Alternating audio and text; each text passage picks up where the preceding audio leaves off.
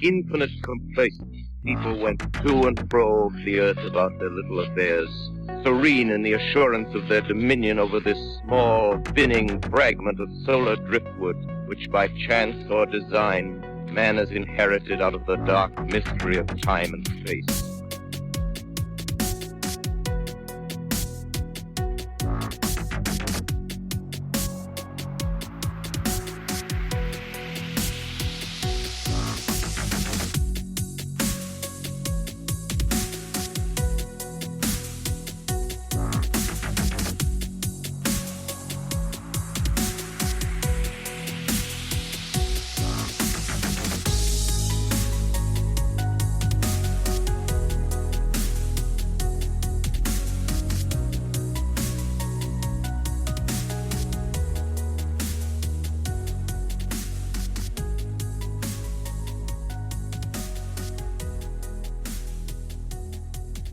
Hello and welcome to another episode of Into the Fray. It is that time again to say a hello and welcome to my new patrons over at patreon.com. Dylan, Faith, James, Chuck, Mytherus, Solar Pixie Journals, Brenna, Jake, Pete, Mike, Anders, Daniel, Cassie, Gavin, Lisa, Pamela, Luis, Jacob, Jason, Robert R., Breck, Cameron, Kay, Keese, Angie, Robert H., Leo, and a few extra thanks go to James Salcido of Salcido Paranormal, Anthony, and Heather, who actually have increased their pledge levels. So a huge thanks goes out to all of those people I just mentioned, my newest patrons. You can become a patron as well by heading to patreon.com and searching Into the Fray. You will find over 80 bonus episodes, both audio and video. And of course, that's just at the $5 level. You get access to all of that. There are other levels, which will gain you stickers, signed books, and various other bonuses.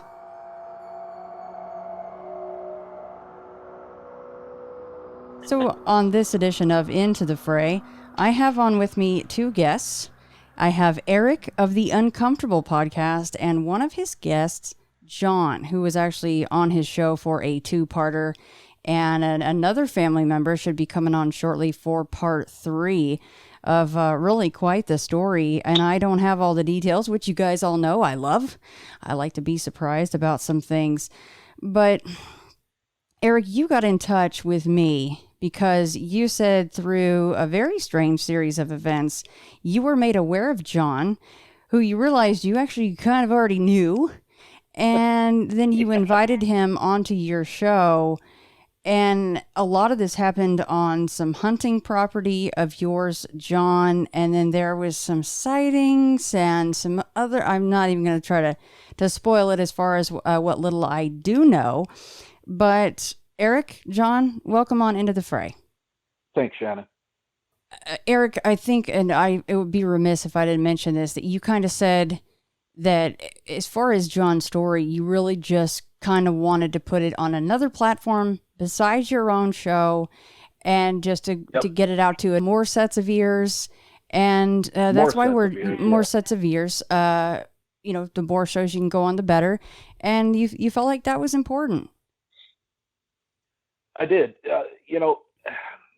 I've been following your podcast, which I think is great. Sasquatch Chronicles and, a handful of others that I think do a really good and honest treatment of the people that come on the show and tell their stories. And to me, I've been a paranormal nut since about the age of 5, which I'm going to be 56. So for me to have had that kind of an interest in that kind of stuff, it was a lot more difficult back then when I was 5 years old, because we didn't have the internet. We didn't have anything that was instant information at your fingertips. So yeah, I've been into all this stuff for ages. I can remember watching Leonard Nimoy on In Search Of and getting my first look at the Patterson-Gimlin footage, and it's just stayed with me through my life. And unfortunately, or fortunately, however you look at it, my son has grown up to be, pretty much cut from the same cloth. I wanted to start. I like the idea of people, because I've had some experiences in my life that I didn't necessarily have anybody that I could talk to without dealing with the rolling of the eyes or yeah, whatever, that's bullshit. And so I thought, I want to give people a chance to talk about their experiences and be a non-toxic environment for them. So when I found out about John, it was through, he and I had actually worked in the same building for some time, and we had experience together, but we had never had any conversations about this subject. So, flash forward about 3.5 years, when I find out about his story through a mutual friend, I'm kind of flabbergasted, because it's like, you got to be kidding me. This, we're talking about the same guy, right? So I got a hold of him, and it was kind of funny, because I think we had our first phone call, and he gave me a little bit of information, and I think there might have been maybe a text message or two back and forth that same day. And that evening, he called me again, and there was like another wave of information that he kind of bestowed on me. And I think that he was getting more comfortable with me. He realized I wasn't out to make him look like a fool, or and I don't know. We had, good God, we had a lot of phone calls. I bet we probably racked up all in total maybe about 6 hours of conversation on the phone, emails with photographs, text messages back and forth. And he had said, several times, yeah, let's do this. I'm ready. Let's record. And then things would kind of fall off, and he'd like kind of back away from it a little bit. And then finally, here recently, just about a month ago, we finally got him nailed down. And that's it. The reason I think this is important is, one, the guy and his family has had experiences that are undeniable, and people need to hear about it. But there's a couple of instances that I think you're probably going to be able to pick out without me telling you ahead of time. There's two specific instances that are going to be kind of like holy shit moments, because we've heard a little bit about these things, but when it comes to his description of those, it was a real eye opener, and I think people need to hear about it. So I don't want to, I'm trying to get listeners, and it's a relatively new podcast, but bottom line is, his story needs to be told, and I look to you, because I know your listenership is a lot larger, and it just needs to get out there. And Eric, my friend, how do you say your last name? I was not even going to try it and butcher that thing up. It is pronounced Szilagyi. Okay. And like I said in the intro, everybody, his show is titled Uncomfortable. And as I already mentioned as well, John has been on his show twice.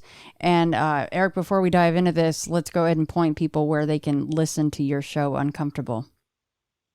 Okay. It's available on all the platforms. It's starting to get a little bit of traction. So a typical search of Uncomfortable should bring it up. If not, type in Uncomfortable followed by the name Erick, Erick, and it'll pop right up. 5 episodes. I'll be dropping my 6th one tomorrow, and it's you and I had an email back and forth, and you said, God love you for taking the time that you do. When you get super busy, it's not that easy, and I see what you mean. But where I'm at right now, I have a regular time job, and this kind of is filling my COVID void. It's not like there's a whole lot of dating or anything going on right now. So I think I found something that I'm passionate about, and I just want to get some more listeners and keep getting these people's stories out to them. It's not strictly about Sasquatch or Bigfoot. It's just about unusual stories that have something to do with paranormal experiences. So I'd appreciate anybody that wants to go out and check it out. God love you. Have at it. I think that a lot of podcasts were born in the last year, and that's quite all right. It's a great labor of love, that's for sure. Well, no, that's great, Eric. Congratulations on that. Well, John, how about you? I mean, have you always been into cryptids or strange things, or before any of this stuff happened, it was not on your radar? No, not at all. I was not interested in anything really. Wasn't looking for anything. In fact, when this all happened, I didn't want to believe it was happening. I denied it for a long time. Now, guys, what about, I know where this is because Eric told me, and I think it's pretty cool because I've actually been there. I've been right in that area, but I don't know if we're just going to stick to Michigan. It's completely up to you guys. There is no pressure as far as a city and nothing. You can say Michigan. I don't care. I'm fine with telling. It's basically just Berrien County and Cass County is where everything's happened at. Okay. For us. Right in the lower part of southwestern Michigan. Cool. Just barely 10 minutes over the Indiana state line.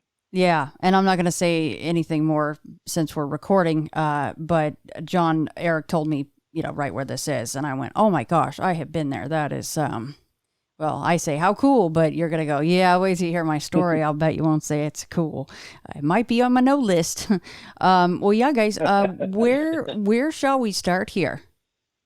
Well, Shannon, I think the best thing to do is just, turn this over to John and let him start telling the story, because it's pretty detailed. He's got it's just an awesome story. I mean, a lot of information in it. So. All right, John, go right ahead. Okay, so start from. You want me to start from the beginning of everything, or? Sure. Okay. Well, it all kind of started during the summer. My daughters and I were working on a food plot out where I hunt, and the very first thing we found that was odd, I guess. I mean, we had always seen some things, or not always, but that year, but hadn't really put two and two together. But we were working on our food plot, and my oldest daughter called me over and said, "Dad, look at this." And I came over and looked at her, and I thought she was messing with me. And so I said, you need to take your waders off. Now, I guess I got to tell you this. Where I'm talking about is way back in a swamp. There's an island that I hunt on, but it's really mucky ground. Sometimes it's dry, sometimes it's not. And at this time of year, it was not dry. So we have to wear waders to get out there. It's about 1.5 miles or a little more back from the road. So it's not easy. The average person does not go back there. So she called me over, told me to look at this, and what it was a footprint. And so I told her, take your waders off, show me your foot, because she was adamant that she didn't do it. And she did. Her foot was clean. Her sock was clean. And I got kind of nervous because the foot didn't look right. It had a little bit different shape to it, and it was really big. And so I got to looking at it, and that was a right foot, and I started looking, and about 6 foot away was a left foot, and about 6 foot from that was a right foot, and so on. And I didn't know what to think. To be honest with you, the hairs on the back of my neck stood up. I got really nervous. I didn't feel comfortable at all. And we went from all three of us working on the food plot to myself working on it. And I had my 2 daughters, because I had 2 of them there with me, on the lookout to make sure that nothing was coming. And I was just really uneasy at that point. Okay, real quick. Sorry, John. Let me just interject just super quick. When you see those footprints, did you automatically go, oh, I've heard about this thing. It's called Bigfoot. Did that come into your mind? There's a part of you that, like I said, at the time, I didn't think anything about any of that. Like we hear the stories, I didn't believe any of the stories. I thought I thought people made that up just for attention. And now that's, they don't believe me. With later events that I'll tell you about in a little bit, I to this day, I'm terrified. I've told very few people about it. In fact, when Erick contacted me, I really didn't want to tell my story, but we knew each other, and I figured he's somebody I could trust, so I started to talk to him. But yeah, no, initially, I really didn't think a lot about it, because the shape was weird too. You see all these pictures on TV, the shows I would watch, and I didn't even really watch anything that much back then. If it was on, I might look at it, but they always kind of look like a human foot in a sense. And this big toe was back a little ways, kind of, I don't know how to describe it. If you look at your hand, I guess, the big toe was back and the other toes were above it, ahead of it. So it didn't exactly look like a normal foot. So that's kind of why I thought she had done it as a joke, But then when we found, a right, then a left, then a right, and so on, and they were stepping over things, I thought, there's no way she could do that and not, I would have seen her footprints to those other spots, and there weren't any. And 6 feet apart, that's a heck of a gate. Oh yeah, and because it's mucky and swampy out there, I could not recreate that even at a run in that muck. There's no way. You'd be slipping and sliding and all sorts of stuff, right? It'd be pretty apparent. No. But you'd get stuck. Oh, I getcha. It was that mucky. Now, last question, and I'll let you continue. I apologize. The summer of what year did this happen, John? It was, I guess, now about 8 years ago. Okay, I'll be right back with you guys after a word from one of my sponsors. Are you aware of Care of? Care of is a wellness brand that makes it super easy to maintain your health goals with a customized vitamin plan that helps you feel your best today and for the long term. Your personalized vitamin recommendations come in individually wrapped packets that are perfect for getting back into a routine. Heading to a Bigfoot conference for the weekend? Throw just the right amount of packets in your suitcase and off you go. Care of's in-depth 5-minute online quiz asks you questions about your diet, lifestyle, and health concerns to help address your specific wellness goals. I've taken this quiz myself, and it's a fast and fun way to learn what you need in a vitamin to help you get healthy and feeling great.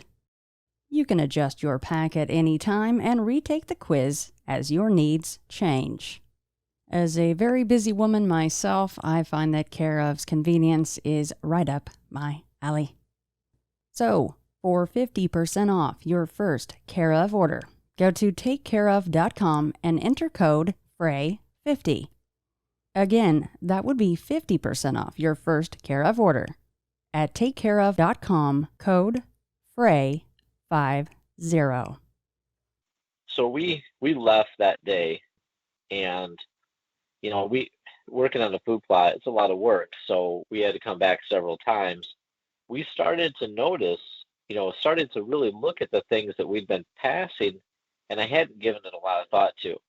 We would find stick structures it was kind of around the base of a tree. It would be like a tripod of sticks piled up. But the thing we started to notice was these sticks weren't from that tree. Like you might have a broken pine tree limb around it, but the nearest pine tree is 100 yards away or whatever, or 50 yards away or something like that. Or there's other branches from other trees, and that just stood out to me a little bit on the odd sense. We also found rock piles and then other sticks that would almost resemble a fence. And at one point, we tore the sticks down and went back about 3 days later, and it was all back, and it was even bigger. So that kind of got odd. But what happened next really got our attention, and honestly scared me pretty bad. My oldest daughter, and I went out, and we noticed a little bit of a slight odor, not much of an odor, but very slight. And my daughter was the first one to notice that there was blood dripping from the tree, or there was blood on the ground, and she saw it drip. And we looked up, and there was a deer that had been killed, and then not cut up like a person would do, but ripped apart. I mean, physically ripped apart. And we messed with one of the pieces and got it to fall down. It was a femur on the leg from the upper thigh area, and you could physically see what looked like handprints in the muscle tone, and it broke the leg. It broke the bone. That terrified me. It had squeezed it so hard that there was hand and finger impressions in the muscle. That's what it appeared to be. Oh, yeah. My goodness. That's, I don't think I've ever quite heard anything like that. Well, that's what my daughter, she looked at me and she's like, Dad, what would do that? And I said, I don't know. I have no idea. And that was the only piece we knocked down because, to be honest with you, we didn't continue on. We ended up leaving the woods and left it alone. To this day, what's really weird too, and I don't even know if I told Eric this, but to this day, at the base of that tree, there's still some bones there, and nothing has touched it. The bones. I mean, nothing at all has touched it. Which, most animals will carry those bones away, and it hasn't. But I mean, there was all the body parts were up there except for the head. The head was on the ground. We did see that on the ground after we looked a little further. You could see where that was. But the rib cage was up there. I mean, this is like 20, 25 feet up in the tree, was where most of the body parts were. Wow. The lowest one was the femur. That's what we got to knock down. From what you could see, John, did it look like, was there meat taken off of it as far as something that needed to eat? Yeah, not all of it was there. There were parts that were missing. But, so, something took some of it away to some location. And then another thing that we came across, that right there has always terrified my daughter. And I think on the video or on Eric's recording, my two daughters were present, and they talked on it. And we talked after Eric left, and that's one of the things that just has always scared her. Then a few weeks later, we had gone out again, and this was the last time I let my daughter go with me. We were coming up over a hill, and we heard something run. Something really big took off running, and we kind of scurried over the hill kind of fast. I thought it was a big deer taking off, and I ended up, we didn't see anything. We could hear something going through the swamp, but we couldn't see it. And it was definitely big, had a lot of size, and it was knocking down a lot of brush. So I figured it was a big buck. But then as we continued on up to where it initially took off from, we noticed a super strong odor. It was almost, it wasn't a skunk, because you can always tell what a skunk smells like, but it was like a skunk in the sense that you knew it was there. You knew there was a strong odor in the air, very musty. And we noticed that on this large tree, there was a foamy liquid running down the tree that was about my eye level. As we got closer to it, it smelled and kind of looked like urine, like something had peed on that tree and had marked its territory in a sense. And we both kind of looked at each other, and she's like, Dad, that looks like pee. And I just kind of shook my head, and we talked about it for a little bit, and we ended up, we decided, you know what, that's it. I'm done. Let's just go back to the truck. Because the direction it ran was exactly in the direction of where my food plot was. So I was done. And you said that was the last time that your daughter went out. Was that a joint decision, or her decision, or you going, hey, I'm not comfortable with you going out there ever again? That was me, basically. She was nervous. She was already nervous because of everything else we had seen. prior to this, and I guess I should say this, my daughters, even to this day, they just don't go there, but they all hunt with me. We're all avid hunters. Prior to all this happening, I wasn't afraid of anything in the woods. I've hunted all over Michigan. I've backpacked all over the United States even, and I've never been afraid to go to the woods. We typically go in the woods at 4:30 in the morning, and I'd stay out till dark, even an hour after dark, not hunting, but I just, just so I could sneak out quietly and so on. I don't feel so safe anymore. I feel after all of this and some things that happened that I'll tell you about in a bit, I feel extremely vulnerable at this point. Yeah, I'd say so. I mean, the combo of the footprints, the deer in the tree, and then what seems like you said, urine marking its territory, even though you don't know quite what it is at that point. I don't blame you guys for being extremely uncomfortable to give a nod to Eric there.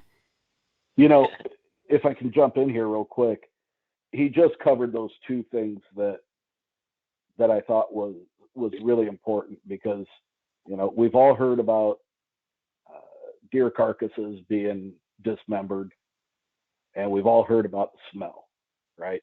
But for his daughter to actually be standing next to a tree that had what appeared to be a fresh stream of urine that was still foamy, I mean, that had to have happened moments before they found it.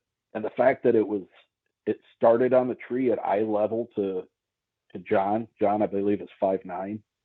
I mean, you either have to have one hell of a stream to get up that high, or you're much taller than 5'9". Right.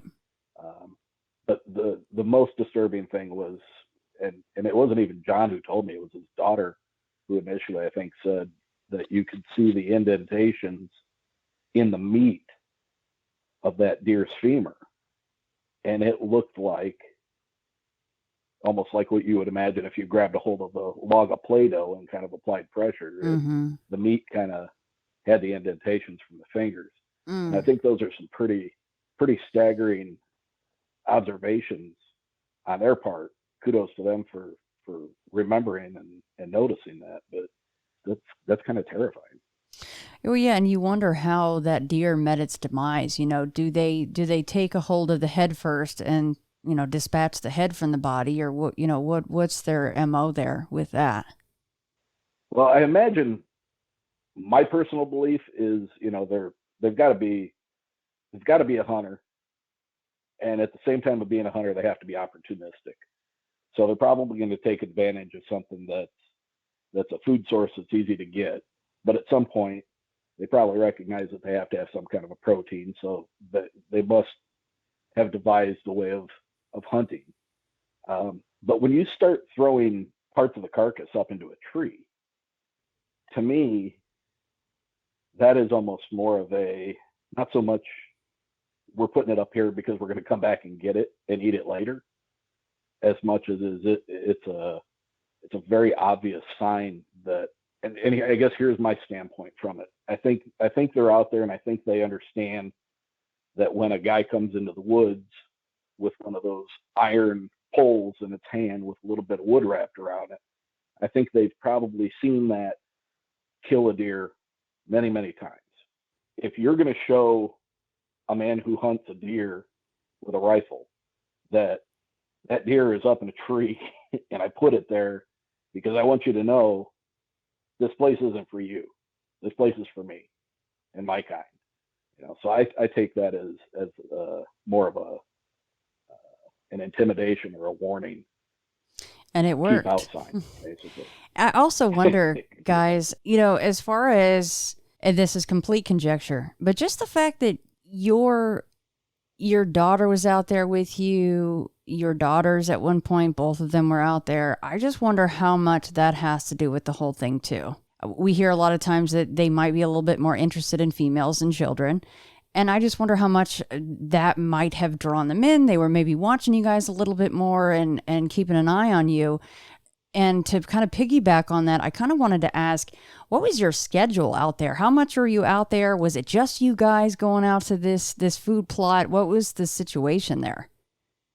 At the time, I lived pretty close to that area, so it was nothing for me to go out there every day or every other day.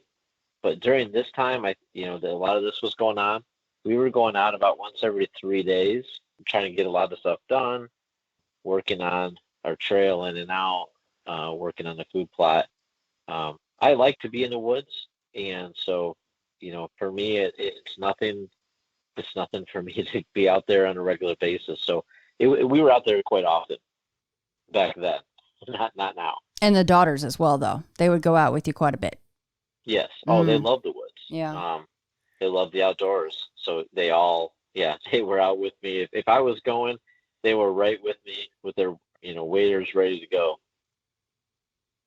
Yeah, I just wonder how much more interest there might have been just because of the fact that you were out there with, human females. I don't know. It's just, again, complete conjecture, but just something that popped into my head. Well, yeah, John, so what happened next for you guys after the kind of little exodus from the woods after those scary finds?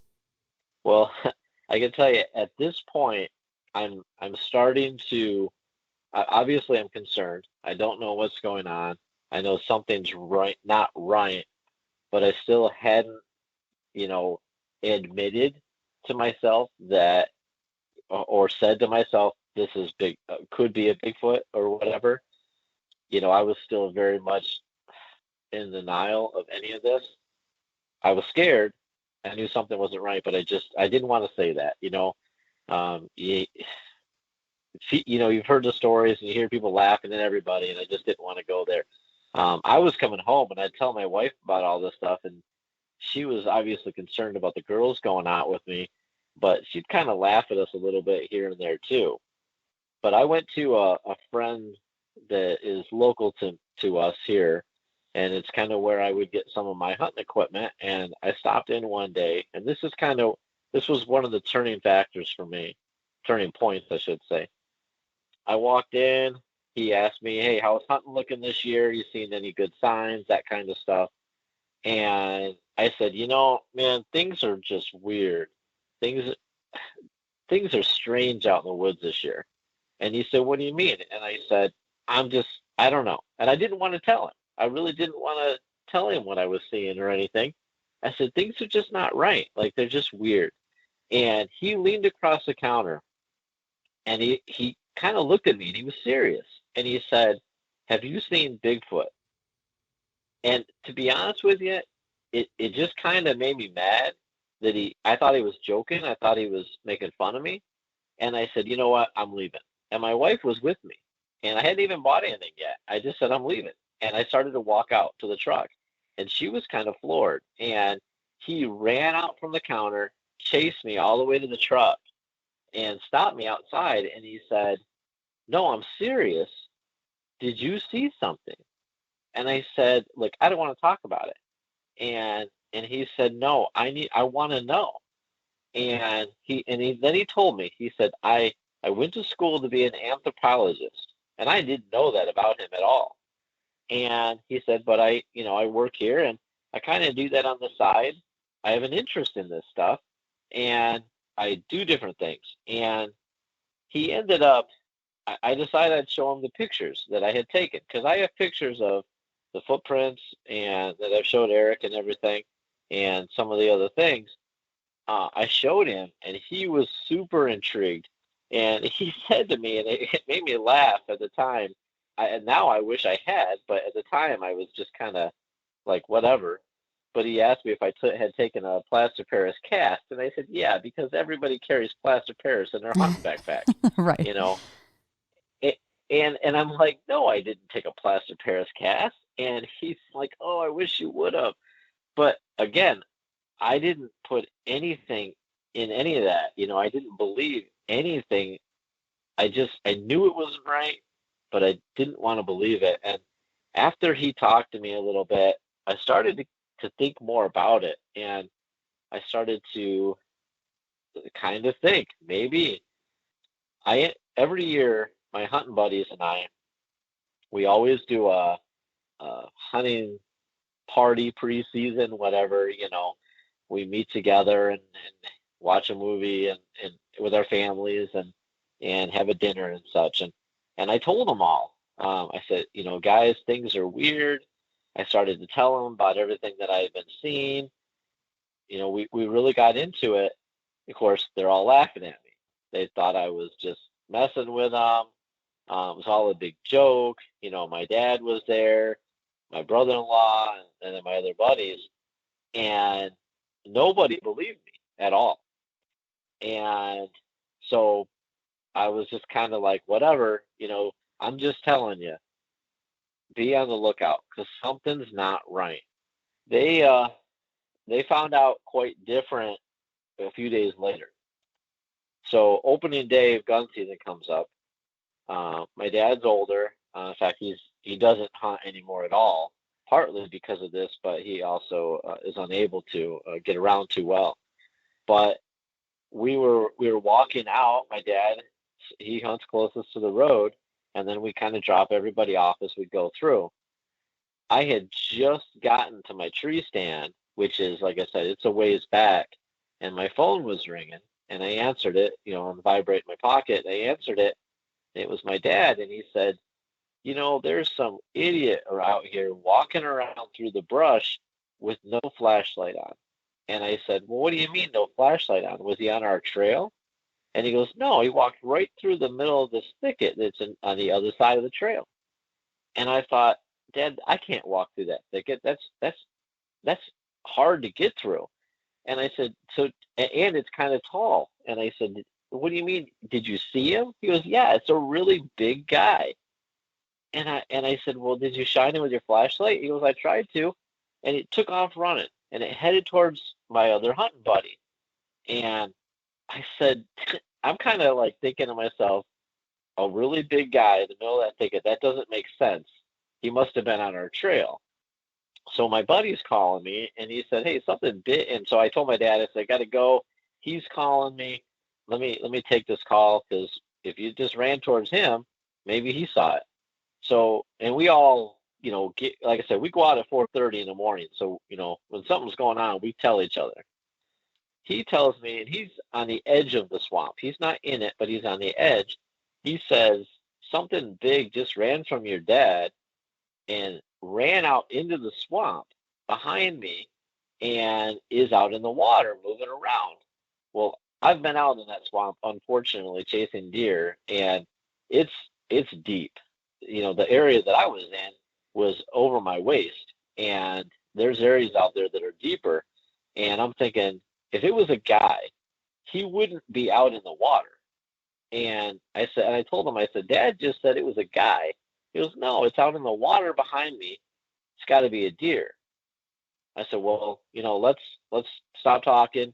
If it's a deer, maybe it'll come back, and when it gets light, you can get it. So we all kind of got quiet and stuff. Now, it's starting to get to the point of day where if you're looking at something, you can't see it necessarily, but if you look to the right or left, it's dusky, and it's like your peripheral can make out what it is a little bit. And this is the point in time, this is the moment that changed all of our lives. And as my brother-in-law the other day, when I was talking to him about coming to talk to Erick, he said to me, he said, I will never, ever forget that moment. My buddy hadn't texted or anything. The next thing we know, we all hear this really loud scream. It did it actually twice. And enough so, it echoed through the woods. We all heard it. And, we're not that far from each other, just the way the land goes and the way it snakes around, but it still echoed, and it was loud. My buddy immediately calls me, and he tells me that whatever this thing is had snuck up behind him. He didn't even know it, and was screaming at him and ran through the water behind him and was heading towards us. Well, my brother-in-law is calling me about now, and I told him, I said, well, let me take this call because it's him. My brother, I don't want to say his name, but he's calling, and he said it was running our way, and we're real close to each other. We can see each other. We're about 100 to 150 yards away, but through the swamp. So from our tree stands, we can see one another. He calls, I take the call, and he said, I don't know what that thing is. And he's got his flashlight on. He's got a really, really bright flashlight, and I could see where he was aiming it. And he said, I don't know what this thing is, but it is huge. He goes, he told me, he said, it's taking down trees. It's knocking trees down, like, large trees that you and I would not touch. And I'm like, what do you mean it's knocking down trees? And he said, it's pushing them down as it's walking and as it's running through. It's massive. And I said, well, turn your light off, because he told me it was heading my way. Turn your light off, and maybe I could see it, and we'll get an answer to what this thing is. So he did, and so here I am standing in my tree stand, and I see it. I physically saw it. And I mean, if there's ever a moment that you feel completely helpless in your life, and you always hear the statement, I felt like a little kid. I felt as vulnerable as a little kid. It was an upright, on two legs, massive being walking through the woods. And what about any details you get on this guy? How tall would you guess? Any color of fur? Did you see his face? I did. That's the kind of crazy part. It was at that point in the daytime where, it's dusky enough. I could see it walking, but as far as any facial detail, I wish I could answer that. I've been asked that a couple times, and I wish I could, but I can't. I can't tell you what it looked like exactly. It was dark fur for sure. The neck and head. In fact, I didn't really see a neck per se. The head and shoulders kind of seemed like they blended together. But I can tell you, to give you an idea on size, later that day, just kind of moving forward a little bit here, I'll come back, but later that day, I shot a doe at about 9:45 or 9:30ish or something like that. And after I shot her, I didn't go to the deer. I went over to the one thing. As it was walking, taking the large steps that it looked mad. There was a tree limb that was about eye level to it, and it took its arm. If you can imagine swinging your arm in like a windmill style rotation, it swung its arm around and hit this limb that was eye level to it with its forearm. So between its hand and its elbow, hit it right there with the forearm and broke this tree limb off. So and that was eye level to it. So after I shot the deer, I went over to where that tree was, and I stood there and looked at it.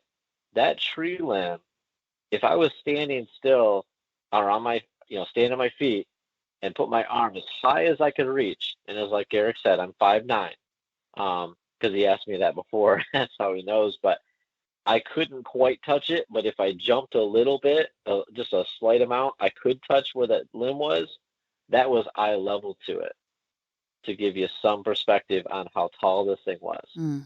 But my first thought, this tree limb, if you were to take your thumb and your forefingers, I don't have real big hands, but if you take your thumb and your forefinger and put them together, or pointer finger, and make a circle, that's about as big around as the tree was. So 3 to 4 inches in diameter. It hit that with its forearm. My first thought was, if I'd have done that, I'd have broke my arm. There's no way I could have broke that tree limb off like that. I mean, it just snapped it right off. So, like I said, that's what made me feel like I was incredibly vulnerable. This thing wasn't just big, but it was strong. John, how close do you think it got to you at its closest point? I was about 50 yards away when I saw it come into view. And it kind of, it walked parallel to me until it went out of sight. So I was pretty close, and of course, in the very few people, because I don't tell this story very often. Like Eric said, it took him a long time to get him to convince me to talk about this. I just don't talk about it much. And my daughters don't either. We kind of have agreed, and my brother-in-law doesn't as well, that we just don't. Let me just interject here real quick. Mm-hmm. All this goes on, Shannon, and the balls on this guy. He stays out there and shoots a doe. Well, that was going to be my next place to go. I actually had it written down. I'm like, you guys stayed in the woods after that? Well, to answer that, I guess I kind of skipped this part, but my dad, who is a diehard hunter, and my buddy and his brother and another friend, my dad left at 9 o'clock. The rest of them left at about 9:15, 9:30. They were terrified. And these are guys, I mean, if you know anything about a Michigan hunter, opening day, I mean, we always kind of joke, but it's like, that's more important to us than Christmas. I mean, we are not leaving the woods until we have a deer. And my brother-in-law and I were the only two that stayed out, for us for me to eventually get a deer. But no, it was scary. But what I was going to say was when I first saw it, everybody always asks, here you stand with a gun in your hand, your phone in your hand, because I just talked to my brother-in-law. I mean, I literally had one of each in each hand. Why didn't you record it? And why didn't you shoot it? One, I'm not going to shoot something that's not a deer, that's not who I am. But as far as the phone goes, it never crossed my mind. I was in I can tell you this today, but at the time, I was flabbergasted. I didn't know what to do. I was frozen. I was scared. I appreciate you saying that, John, because it's something I bring up all the time. And in fact, it came up on my very last episode, which has been a big hit with everybody because of Carrie's sighting was astonishing. But that is something I say. I'm like, you are looking at something that you maybe even laughed about, not you, just saying the general you, that you laughed about, that you thought was just a myth. And now you're looking at this monster, this creature. And I would probably be the same way. You might have the most badass camera on the planet and not even think to raise it and take that picture or take a video. Yeah, absolutely. And I'll admit it, I was that guy that used to make fun of people when I'd watch the shows every now and then. I didn't watch them often, but if it was on, and I'd kind of laugh at the people, they're just looking for attention, or they've made up some crazy story. I don't think that anymore. I know that there's a lot of made up stories, I'm sure, but I don't judge anybody anymore. To this day, my dad has never gone back to those woods to get his tree stand. He lowered it to the ground and he left. My buddy and his brother and our other friend, they went back later in the daytime and got it.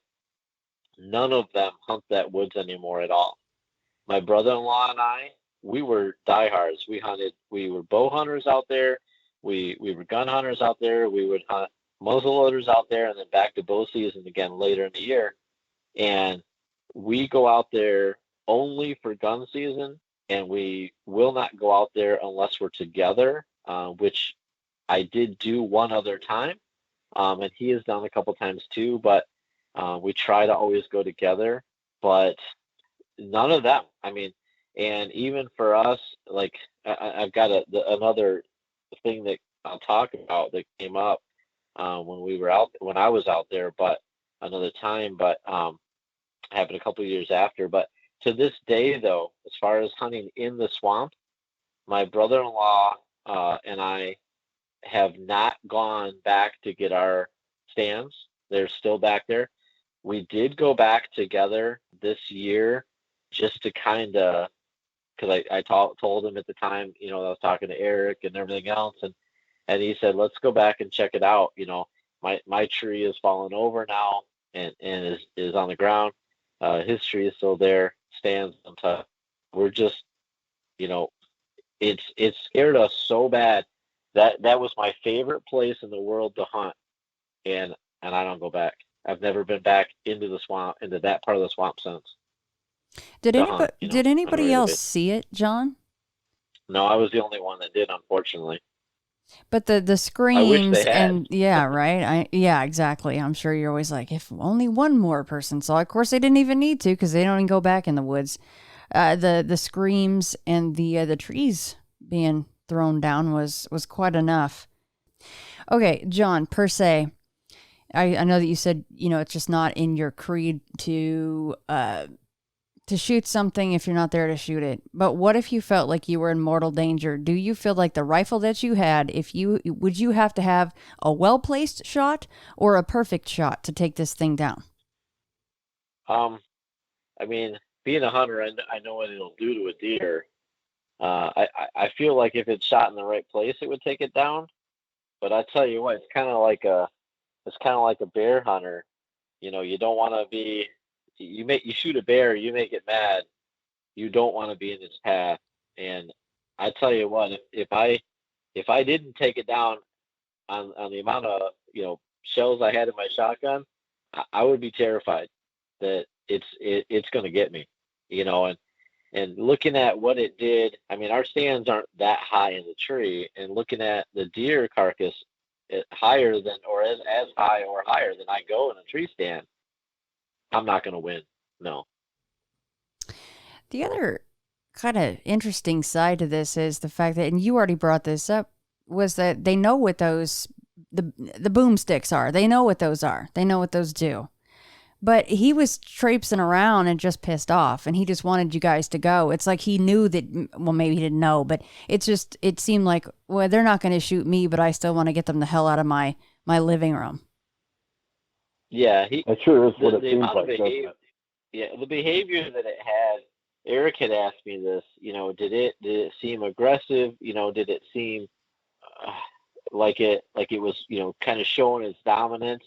And the way it was walking and the way it was knocking stuff down, to me, it definitely was kind of saying, "Hey, I'm the bigger guy, and you need to get out of here." I think John, during when you were recording with me, I think his response to me initially was that its actions kind of reminded him of a kid having a hissy fit, like having a temper tantrum, just by stomping with every step it took. It was just like a forced overreacting stomp, like a little kid stomping down the hallway going to his bedroom. And I was like, wow, that's because he said to me that it seemed angry and it seemed mad, and I was like, he didn't really elaborate on, it's like, how did you told me you couldn't really see the face or anything, so how did you know it was mad? And just by the way he was stomping off. Mm-hmm.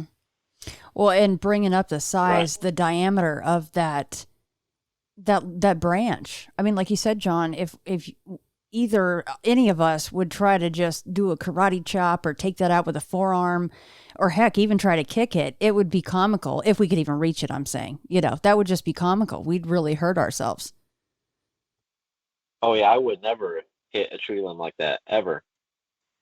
Never. And one of the things my daughter had said too, and it's certainly true, when you're out there, and I felt this, you could feel it walking. The way the swamp is, it's kind of like I said, it's like everything out there is connected in a sense. It's like a floating bog. In a way, it's not really floating because it's got ground.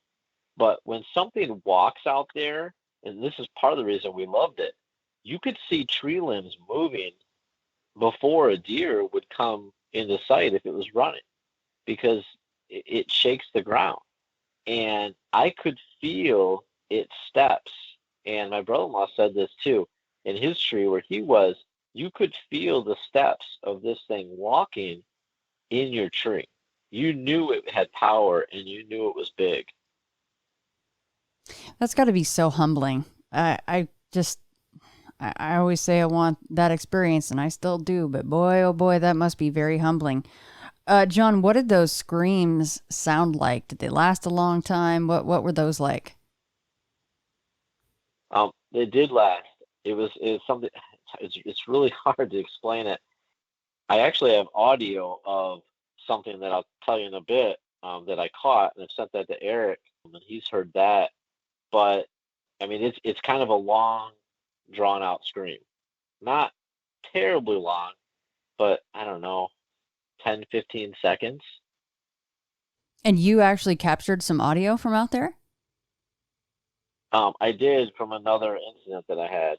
Yeah, I think Eric actually has that, I believe. The audio clip that I have is not the scream. What I have is more of a whoop.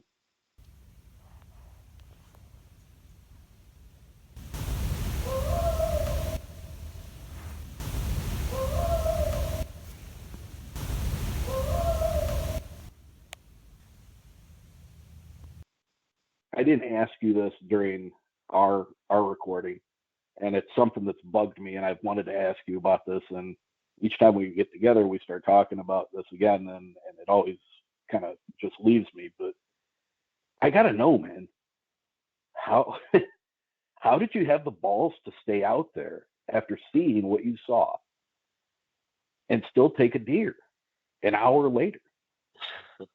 So I don't understand the mindset. I would have been flying out of there. Well, this will kind of tie into the next thing that actually happened. But to get out there, and I want to get you out there, Eric. We've talked about it a couple times, and when you get out there, you'll understand. So I told you earlier, we cut our trails in, and we start in the summer when we would hunt out the swamp. We would start working on our trails at that point with machetes. I mean, every one of my daughters would go out with a machete. I had a machete. My brother-in-law does. So you are walking through very dense brush or overgrowth, and that's just in the swamp. But the other part of the woods, just to get in there, you're walking through all that. To be honest with you, for me to get down and walk back through that, I would feel extremely vulnerable. So that's why I didn't leave. So the next thing that happened, to kind of get into that, because that kind of feeds into that vulnerability. There was a day, this was like 2 years later, that now at this point I'm not hunting in the swamp anymore. I'm hunting on kind of we call it a saddle. It's a hilltop with two valleys, valley on either side of it, that's just off of the swamp. I can see the swamp, but I'm not in it. And so what happened was, I was leaving my truck, coming in the woods to go hunting, and it's during gun season. My brother-in-law, something came up, he couldn't go. I ended up going alone. I didn't tell my wife I was going alone because like I said, we have an agreement. We don't go out there alone anymore. But I did, because I didn't want to not go. And so walking out after leaving the truck, I realized that I'm being followed. Something's following me. And so I would take a couple steps and I would stop, and I would hear one more step from two things. And then I would walk a little further and I would stop and I would hear them. I was in the middle of one of those real big thickets, and I called my wife and I told her, I said, listen, I'm out here alone, which made her really mad. And I said, your brother can't come. It's just me, and something's following me in the woods. Here's where I'm at. Here's where I'm going. If you don't hear from me later, then this is where you need to look. And she's like, right away, she said, turn around, go back to your truck and come home. And I said, no, I'm not, because where I'm at now, I've gone through the worst of the thick stuff. For me to turn around and go back through that, I would be terrified. You know, I wouldn't know if something was closing in on me. I wouldn't be able to tell. And I felt like something could grab me at any point in time. I felt like I was better to continue on, get on the high ground, and stay put, you know, and continue on and come out when it was light. So that's what I did. I continued on, got to my spot. Now my phone is down at all my layers because I put it back, you know, down next to my jeans. I've got my hunting clothes on, and I get to my spot, and I could hear something walking through the valley to my right, and I could hear something walking through the valley to my left. And they walked out in front of me into the swamp out in front of me. And that's when the screaming started. They were more or less talking to one another, is what it appeared to be. And one would scream, then the other one would scream back. And I mean, at this point, we're not supposed to load our guns till right before daylight and everything else. And I mean, I'm telling you, I'm sitting on the ground. I'm not in a tree stand. I grab my gun, I load it really quick, and I'm pretty convinced that whatever this is coming to get me. But I'm trying to get my phone out so I can record it too, so there's some kind of proof. So, if something happens to me, maybe they'll find this. And so I pull my phone out, and it's actually a video recording, but I mean, it's dark. You can't hear anything other than you can hear the screams, and you can hear, it's hard to hear it, but you can hear animals. And this is what really stuck out to me. When the screaming started, I heard deer running through the woods. I heard other animals scurrying around, but the one that scared me the most, it wasn't the deer running, squirrels. And I'll never forget this, and I'll never understand it, but the squirrels that were in their nests up in the trees left their nest, ran down the trees, and ran through the woods. Why would a squirrel leave its nest way up high in a tree and run away? I'll never understand. And that scared me.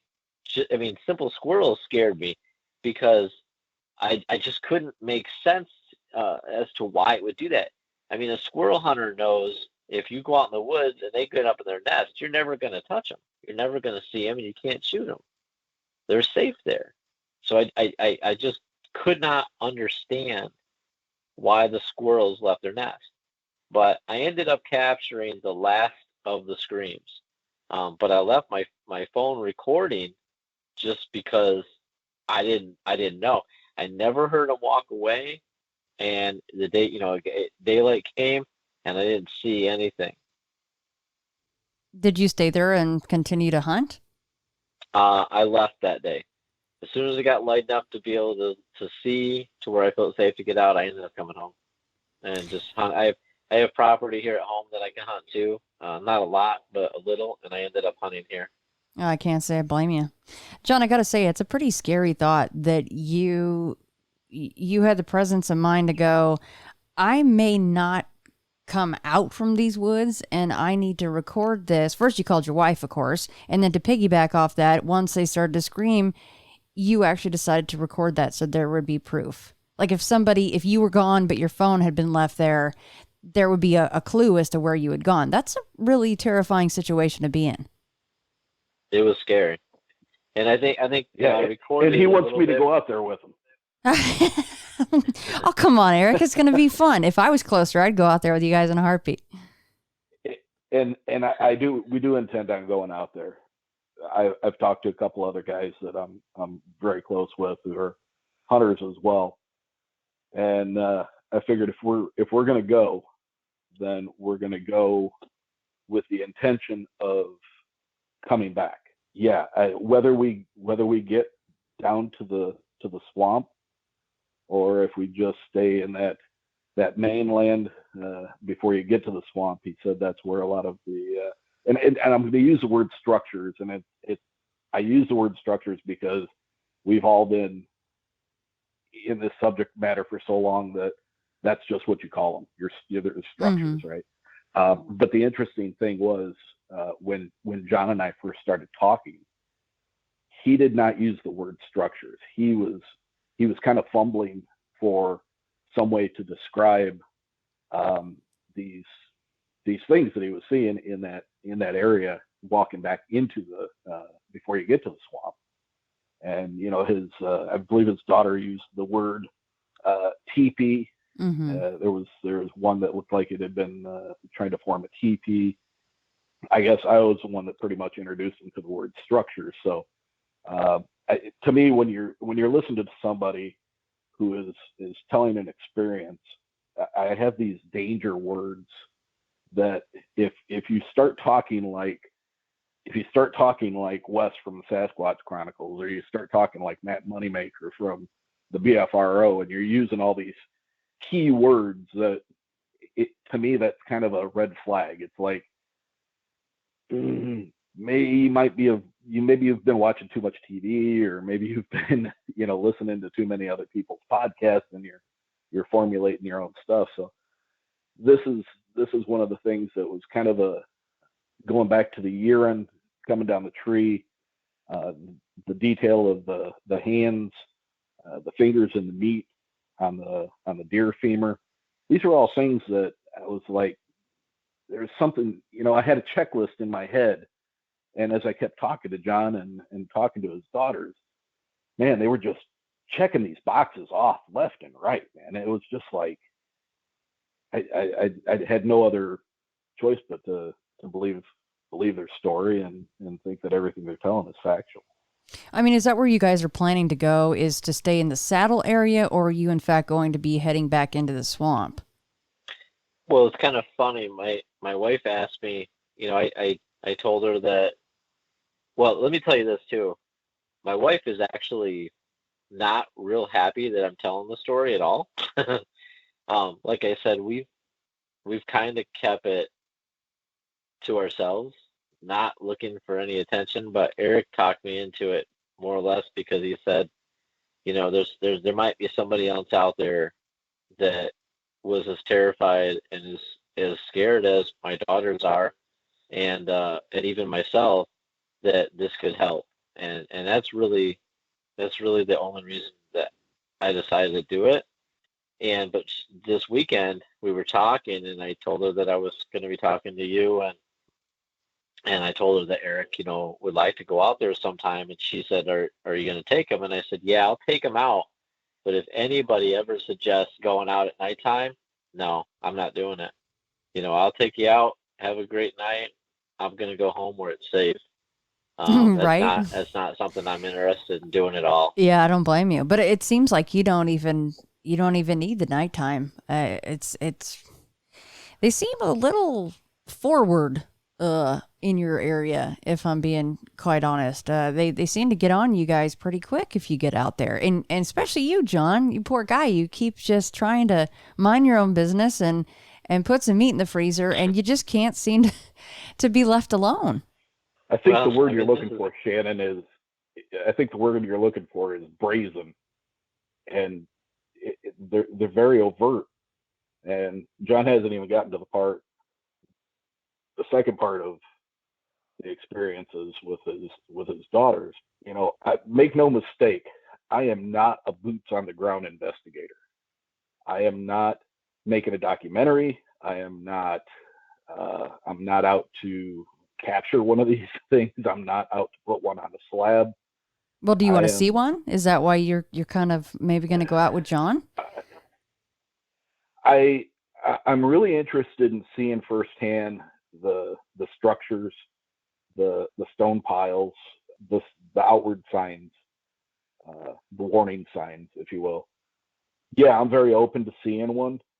It's one of those double-edged swords. It's like, careful what you ask for, because you might not like the end result. And I live a perfectly happy, normal life, and I don't have anything as terrifying as what I've had a couple experiences while I was out hunting that are kind of unexplainable, but to actually see this being come traipsing through a wood line and be faced with the enormity of that being in front of you and feeling puny in its presence, and wondering if the 12 gauge shotgun that's in your hand was going to be enough to protect you. That's kind of a terrifying thought. Well, especially after seeing what it can do to a deer. It just dismembers it like it's nothing and rips the legs off and the head right off and sticks it in a tree. I mean, you don't want to end up like that. And John, I brought this up before, but maybe at some point, I think you'd really identify with this. It's my very last episode. I already mentioned this, but Carrie was out hunting and he had an experience. He didn't go in the woods for 10 years. 10 years. Didn't set foot in the woods. So I thank you so much for even being willing to come forward, because it's the same thing. Carrie's the same way. It's like, people just got to know that these things are out there. And he goes, I don't even care what they are. That's not even why. He has his own show too. He's like, I don't even give a crap what they are. I just want people to know they are out there. They are real. I can understand that totally. For my family, it's kind of a necessity to go out. I grew up fairly poor in the sense, we hunted to put meat on the table. That was, if we didn't get meat, that's how we fed ourselves. So that's not how I am today in the sense. I better than I grew up, but as far as being well off, but at the same time, deer meat's so much better for you than processed meat or whatever. And so to this day, we still kind of do that. We don't buy beef. We buy very little pork. We fill our freezers. We have 2 freezers, and we make sure they're full of deer meat, and that's how it is. So for me to not go in the woods, it would be very difficult, just because that's how I grew up, knowing that was my role. But going back, I don't bow hunt those woods anymore at all.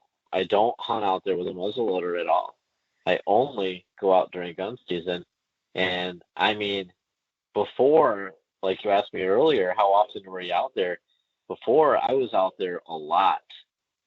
And now I probably go to that woods 5 or 6 times a year during gun season. That's it. Once I've filled my tag, I'm done. And I'll go, with my brother-in-law until he fills his, but we fill them quick and we're done. And other people that used to hunt those woods around us, like not my friends, but people we knew of that hunted those woods, don't hunt those woods either. And I've asked them why. And they said, there's just weird things going on out there. And I've never told them what happened to me, and they've never told me what they know. But we've all agreed there's just something about those woods that's not right. So, John, now hunting has become more just a necessity rather than a joy. Like, it seems like it just took all the joy out of it for you. In some aspects, yeah. The only thing I enjoy now about it is the fact that my kids hunt, but they only hunt the property that I have here at home. I don't take them out there at all. So yeah, it isn't. I don't look forward to the season anything like I did before. It used to be, like I said, we had a big hunting party. It was a big deal. It was a big event for all of us to be out there together. A lot of camaraderie, a lot of good friendships, and I don't even hunt at all with any of my other friends. The only ones that I hunt with today, other than my kids, is my brother-in-law. So it's all just family. There's nobody that hunts with me anymore. Well, John, what was the next event there? So that was pretty much it with that property, but the rest of it all happened here. All right, going to take a minute here to thank another one of my sponsors for this episode, Geology. Geology is skincare for men who are looking to do everything from battle acne, reduce wrinkles, lines, dark circles, and to have clear, healthier looking skin. Skincare isn't just for women anymore, guys, and Geology can help you complete your self-care routine. Getting started is simple. You take the quick online diagnostic, telling Geology what results you want to see, and boom, they mail it to your door. This stuff is effective. Tried and true ingredients at the proper formulations. with more than 3,000 five-star reviews and even being bestowed Best of Grooming Awards by Esquire, Men's Health, and Ask Men. So, why don't you try it today? You can save up to 40% off your first purchase of a trial set by heading over to geology.com/fray. That's GEOLOGIE.com/fray. Where I live is I am out in the country. That property is a large swamp system in Cass County. It's a big. I mean, you could look at that on a map and say, yeah, something could live here and nobody would see it. Where I live at, close to the river, there's a lot of river bottom land, and so something could easily travel through and not be known. But it was actually my mom and my neighbors were the first one to really say much here. My mom came over one day and she said to me, she said, I saw a monkey in the back of your property. And I said, what do you mean you saw a monkey in the back of my property? She said it looked like a big ape on the, going. I used to till the back of my property quite a bit with a tiller, so it was open. It was not as grown up as it is now. And she said it looked like something was running through there that looked like an ape. And so I didn't really think a whole lot about it. And then my neighbor said something to me. And I said, well, my mom said the same thing. And so I went back there to look because it's all tilled up. And I saw the footprints, very similar to what I saw in the swamp. And right away, my first thought was, not again, not here. Don't ruin this for me. And so I took photographs of it with my foot next to it to kind of show size, and started talking to the neighbors a little more, and ended up putting game cameras up, and that was pretty much the end of it. We didn't see any more. They didn't see any more until one morning. I was taking my daughter to school, and she could tell the story better than me, but I had forgot something in the house. And so I walked in the house and I came back into the truck and I looked at her and she was just terrified, just not talking. And I looked at her, I said, what's wrong with you? And she said, just go, Dad, just go. And I'm thinking, okay, she's just worried we're going to be late to school. So I started to drive away, got down the road, and I looked at her, I said, what's wrong with you? And she said, you didn't see it? And I said, see what? And she goes, Dad, this big ape-like looking thing walked right across the front of the truck and walked right next to me and looked right in my window. I said, it did what? I spun the truck around real quick and headed home to try to see something, and I didn't see anything. But I stopped in the driveway and she's crying. She wants me to go. She does not want to go back. But I wanted to see what it was. And she described it as just being really, really tall. She said it looked in the window and was looking at her. And then when I came out, it crouched down beside the truck. And when I got in, I didn't even see it. So when I drove off, it had to have been right next to the truck. I didn't see a thing. But I don't, you don't normally look at our rear view mirror when we're driving forward. So I never had. But so now let me interject here. The property that he's talking about now is his homestead, and that's about a 30-minute drive, is it not, from the hunting property to where you had this other experience? Yeah, 30, 35 easy. So, that's a pretty good distance if you're hoofing it to get from that area to this area. So are they related? Who knows? But Shannon, I sat across the table from these girls as they told each of their accounts here at the homestead. And when you look into somebody's eyes when they're telling you something, and you could see, I think even in my recording with her, you can hear her voice break we took a break once or twice. I don't remember during the recording, because it just seemed like everything was just getting a little heavy, a little emotional for her. But yeah, just like he said, she indicated that it had stepped out across the front of the vehicle and was in the headlights.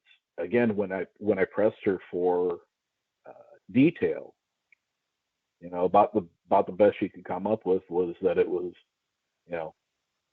very dark and hairy, and that it was standing so close to the front of the truck that the headlights really didn't illuminate the entire figure. Right. It was more of just like from the thigh down.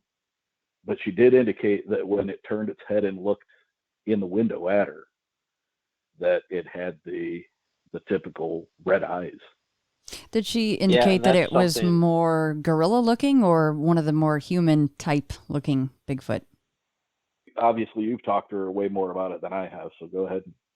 Yeah, I mean, trying to remember, I don't want to tell you something that's not right. The thing she always talks about is the eyes. She never, to my knowledge, she's never really given me a lot of detail on the face.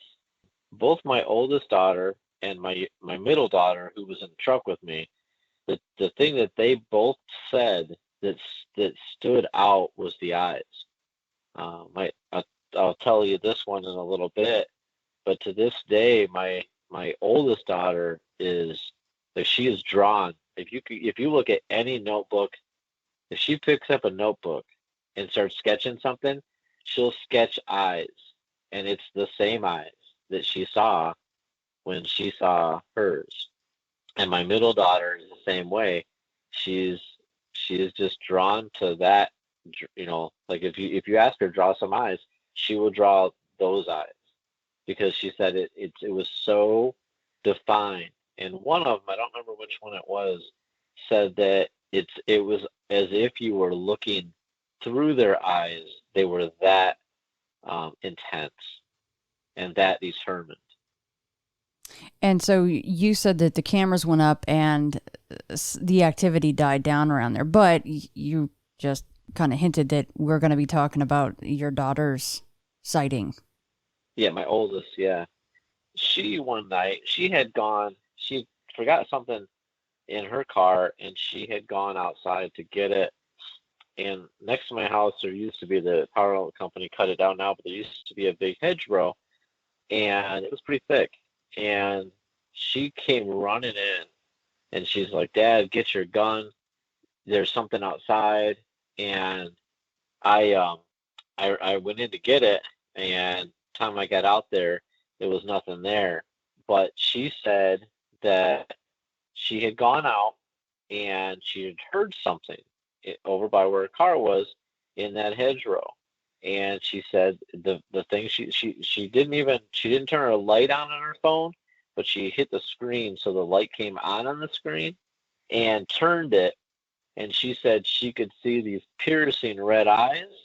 That was about the level, I think she described it 4 to 5 foot high, and then it stood up and it got really, really tall.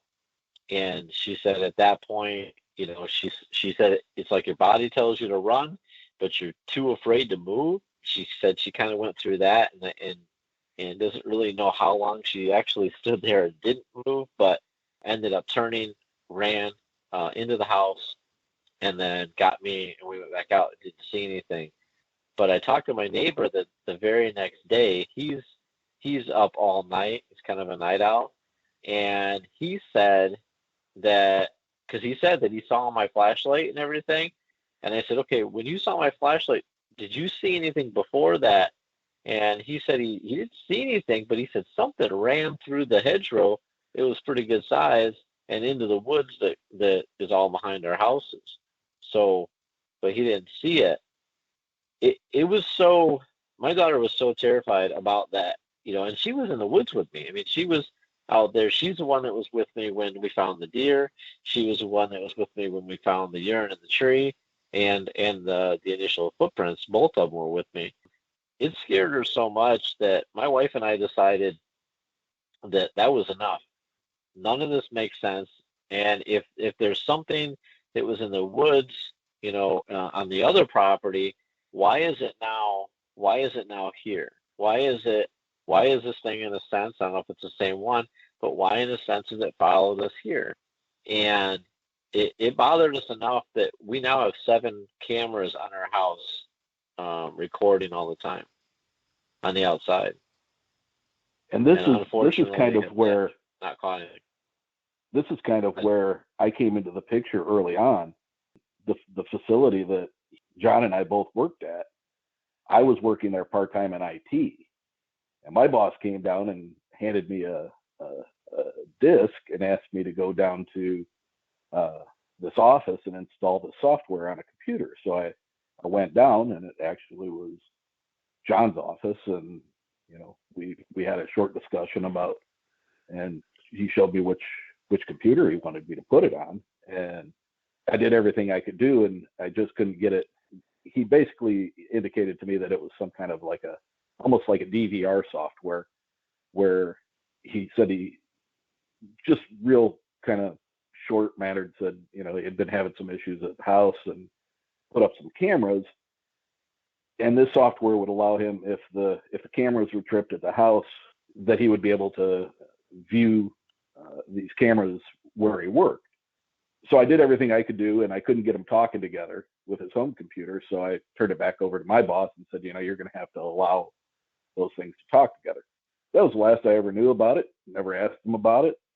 I mean, it was just what it was, and 3.5 years later, I find out that those cameras were put up because of these issues. Well, anything else, John, that we missed here that we need to cover? No, that's kind of it. Everything is everything at this point has kind of gone dead. I still hunt out the property a few times a year, and to this day, we still find the stick structures around the trees. We still find rock piles that don't make sense. We still see the signs. I've not heard any screams or any sightings or anything since that time. But I'm hoping that at some point in time, somebody can get some answers. That was one of my big things for Eric. When we first started talking, I told him, I said, look, I might be willing to tell you what I know and tell you my story and that, but I'd really like to have answers myself as to what's going on and what you can help me with, because none of it makes sense to me. I always wonder why me, and I don't know. Eric's kind of funny. When I told him my story and everything, he's kind of like, this is incredible. I mean, and to me, it's not. To me, it's just, this is what happened. It could have happened to anybody, and it doesn't really seem that incredible. And then just because it's what happened. I don't know how to describe that any different, but it's just odd. Well, and honestly, a lot of times it's hunters or hikers or people that are not looking for these things at all that have these experiences. And John, I'll tell you right now, if somebody ever gets in touch with you or you talk to somebody and they say they're a Bigfoot expert and they can give you answers, you run as fast as you can. That's just the bottom line, because there is just no such thing. Yeah, that is just not in existence, but Bigfoot is. John, do you feel lucky that you've had these experiences? And I know that your daughters are terrified, and you of course have been scared at various points of this whole thing, and I get that, but just, taking away stuff like that, do you feel lucky at all to have seen this creature? No, not really. In fact, numerous times my wife and I have talked about it, and I've told her I wish I'd never seen anything. I wish none of this had ever happened, because I don't feel safe. I feel, like I said before, I backpacked everywhere. I hunted all over, and I don't, at that point in time, I felt very safe and secure. I'd walk out in the woods anywhere at any time and not even give a thought to it. I wasn't worried about bears. I wasn't worried about mountain lions and wolves. I mean, none of that stuff scares me. I don't feel safe anymore. I don't feel like I could just walk into the woods and there's nothing there. There's something there. And I feel extremely vulnerable now. And I feel like if I had not known about this and not seen what I've seen, and I wouldn't feel that way. So I don't feel lucky at all. Let me just say this, because he didn't really finish on what his daughter had said to me when I was here before. John had indicated that, once they put the cameras up, everything pretty much seemed to stop. And as you know, that's pretty congruent with what a lot of people say, is that once they put cameras or exterior lighting, things seem to stop happening around the property. But then his daughter said, well, not really. It really stopped once we stopped going back to the swamp and moving around the broken timber, because they used to take some of that broken timber and then line the area that they would walk around the swamp so that they wouldn't sink into it. And then when they would come back, that timber would have been taken back and replaced in some of those structures. And she said that the activity really stopped when they stopped going to the swamp.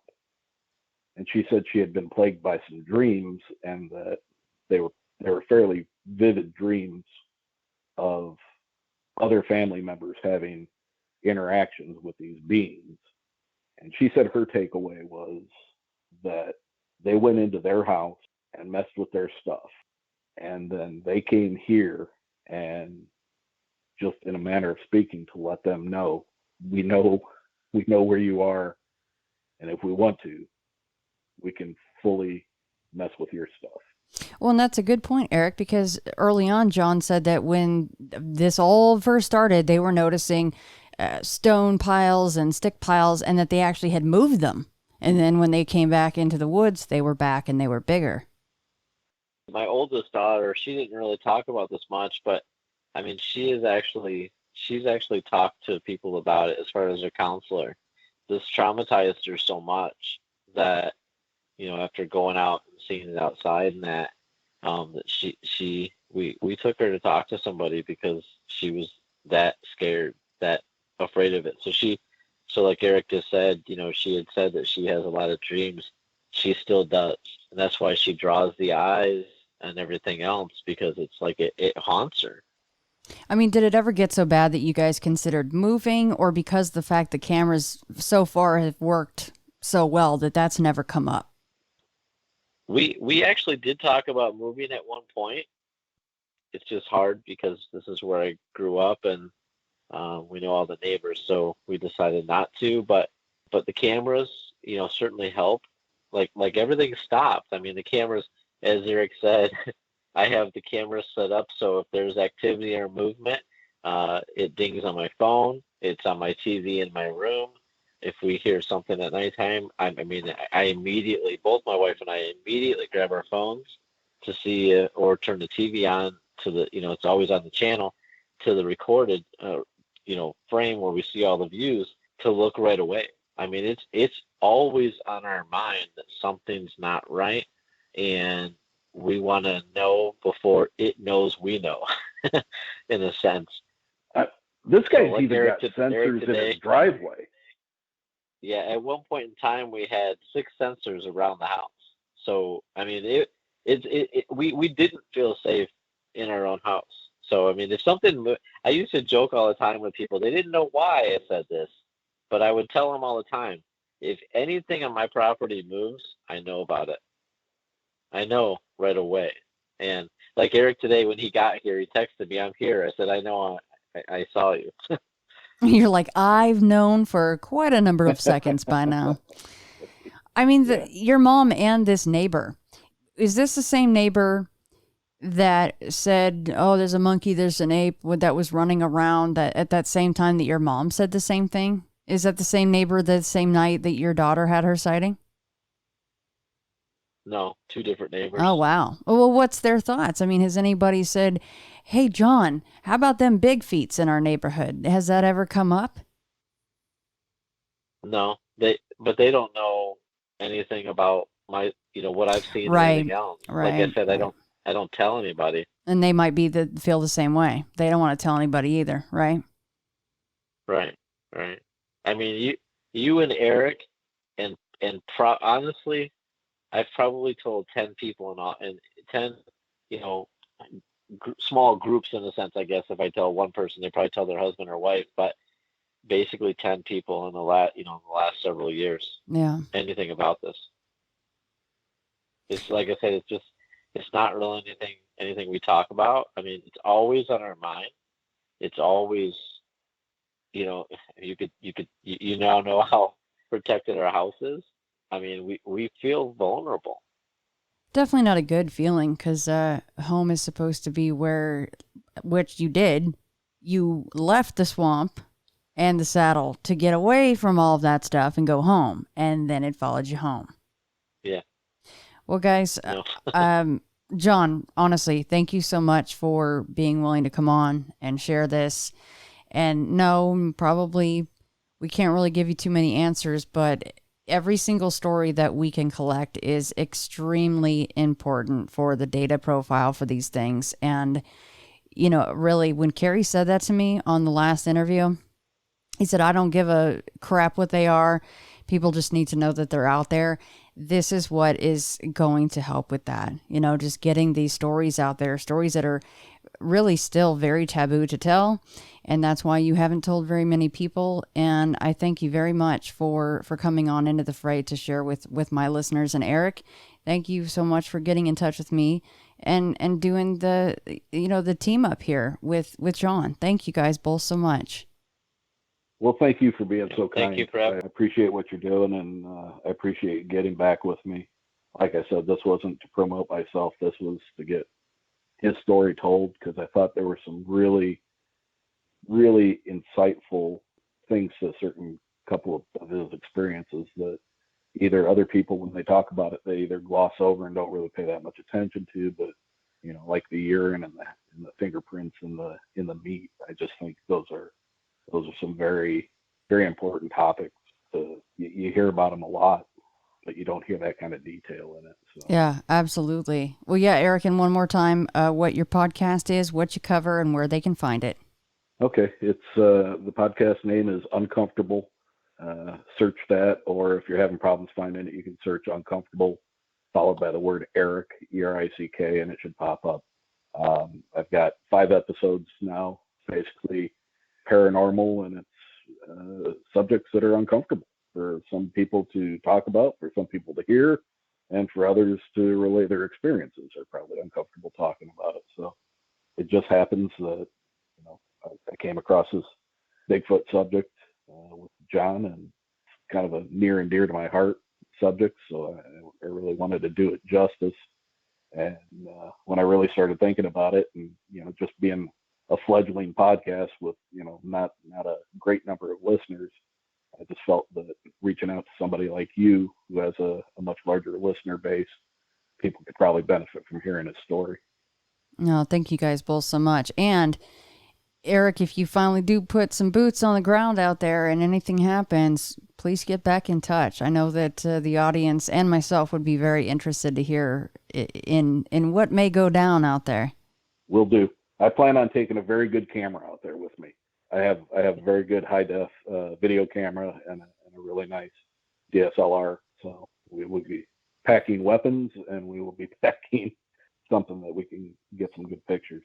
Definitely need those weapons. There's all kinds of creepy, crazy things out there, including crazy people, and then of course the Bigfoots. But yeah, the trick is though with those nice DSLR cameras is to remember to use them. That's the only problem. Yeah. I think you're looking at a legend come to life, and you're like, oh yeah, I had a camera.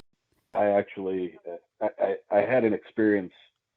I won't get too far into it, but I had an experience earlier this past week where when you hear people talk about getting zapped by a Bigfoot, I never really understood what zapped meant. I thought it was just kind of like some mumbo jumbo type stuff. And I got zapped.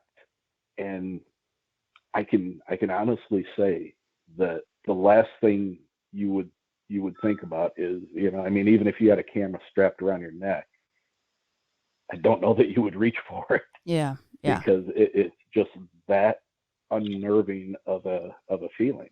And like John said, he had the camera phone in his hand and never even thought about it. Yeah, I think that's a good portion of the people that I talk to or that I've heard on other shows. They're like, yeah, I had a camera, but it didn't even cross my mind to raise the thing up or even be sneaky and try to take a picture. It didn't even cross their minds. I'd imagine I'd be the same way. So, well, thank you both so much for all of your time today, and I hope that we will talk soon. Thank you, Shannon. Thank you.